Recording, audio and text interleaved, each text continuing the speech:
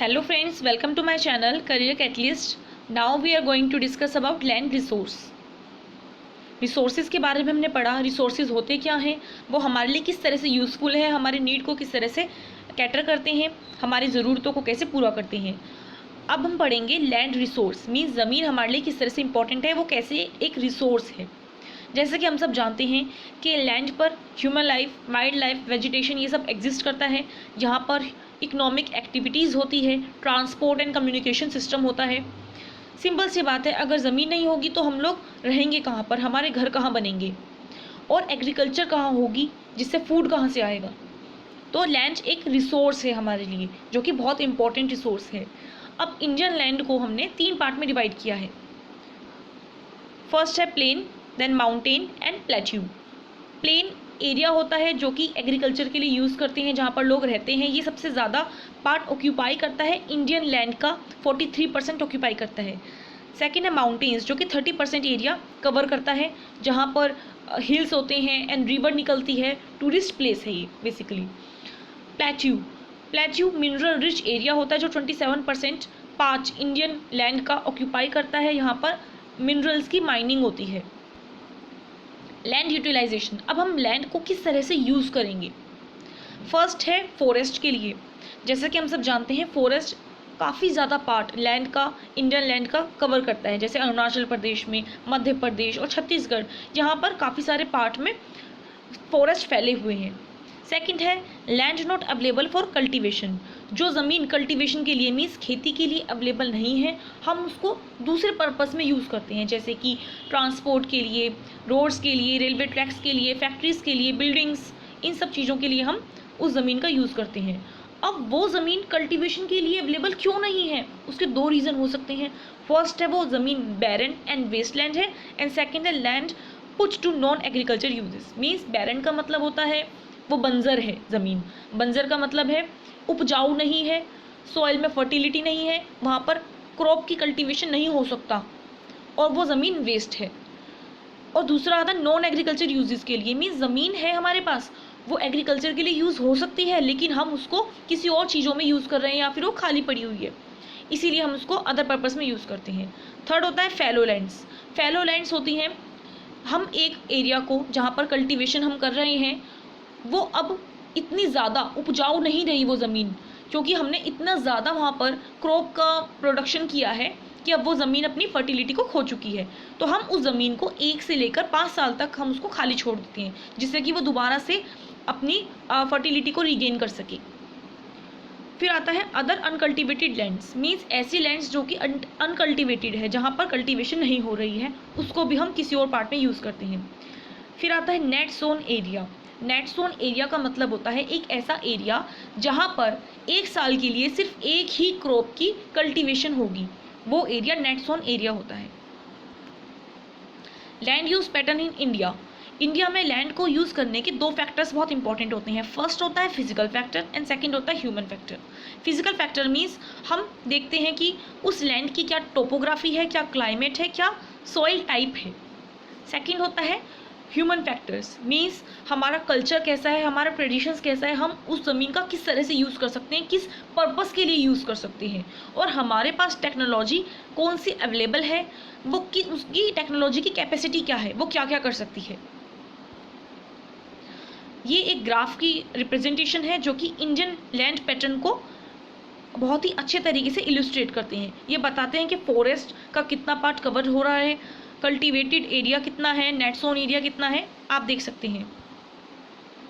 Waste land basically वो land होती है जहाँ पर नॉन एग्रीकल्चर यूजेस के लिए हम उसको यूज़ कर रहे हैं, मीन्स एग्रीकल्चर वहाँ पर एग्जिस्ट नहीं करती, क्योंकि या तो वो एरिया रॉकी है, या डेजर्टी एरिया है, या फिर रोड्स हैं, रेलवे हैं, इंडस्ट्री है, तो उस एरिया को हम वेस्ट लैंड बोलेंगे, जो कि एग्रीकल्चर के पर्पज़ के लिए यूज़फुल नहीं है। लैंड डिग्रेडेशन क्या होता है। लैंड डिग्रेडेशन का मतलब होता है लैंड की क्वालिटी में डिक्रीज होना, मीन्स जो ज़मीन की पहले क्वालिटी थी अब वो क्वालिटी नहीं रही, अब क्वालिटी में डिक्रीज होती जा रही है क्वालिटी। वो किस वजह से हो रही है, या तो वो ह्यूमन एक्टिविटीज़ की वजह से हो रही है, हम अपनी नीड की वजह से उसका गलत यूज़ कर रहे हैं, या फिर नेचुरल एक्टिविटीज़ की वजह से भी लैंड अपनी क्वालिटी को डिक्रीज़ कर देती है, उसे हम बोलते हैं लैंड डिग्रेडेशन। इसके कुछ रीजंस हो सकते हैं।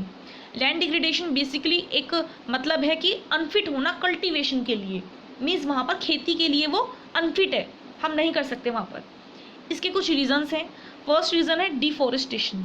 डिफॉरेस्टेशन का मतलब होता है फॉरेस्टेशन को रिमूव कर देना, मीन्स ऐसा एरिया जहाँ पर काफ़ी सारे फॉरेस्ट हैं उसको हमने कट कर दिया और उस एरिया को हमने डेजर्ट बना दिया और उसको हम अदर पर्पज़ के लिए यूज़ करें, जैसे कि इंडस्ट्रीज़ के लिए या फिर घर बनाने के लिए। जैसे कि पॉपुलेशन बढ़ती जा रही है, हमें लैंड हमारे पास लिमिटेड है लेकिन पॉपुलेशन ज़्यादा है तो सबको ज़रूरत है, तो हम क्या कर रहे हैं, फॉरेस्ट को कट कर रहे हैं, उसको डिफॉरेस्ट में कन्वर्ट कर रहे हैं। सेकेंड आता है ओवर ग्रेजिंग। ओवर ग्रेजिंग का मतलब होता है जैसे अपने लाइव स्टॉक्स होते हैं, मीन्स जो बकरियां होती हैं जो घास को चरती हैं, ग्रेज करती हैं, जब वो एक ज़मीन पर ज़्यादा घास खाएंगी तो वो एरिया में घास ख़त्म हो जाएंगी। एक टाइम ऐसा आएगा कि लिमिटेड घास है और वो ख़त्म हो जाएंगी, उसकी वजह से वो जो एरिया है वो अब उपजाऊ नहीं रहेगा उतना जितना पहले था और वो कल्टीवेशन के लिए भी फिट नहीं होगा। ऐसा हम देखने को मिलता है गुजरात, राजस्थान, मध्य प्रदेश और महाराष्ट्र में। सेकेंड है ओवर इरिगेशन। इरिगेशन का मतलब होता है सिंचाई। जब ज़्यादा ही सिंचाई करते हैं, मीन्स जब हम किसी भी खेत को या फिर किसी भी कल्टीवेटेड एरिया को हम ज़्यादा पानी देते हैं तो वो पानी ब्लॉक हो जाता है और वहाँ पर एक ऐसी सिचुएशन आ जाती है जैसे कि वहाँ पर बाढ़ आ गई हो।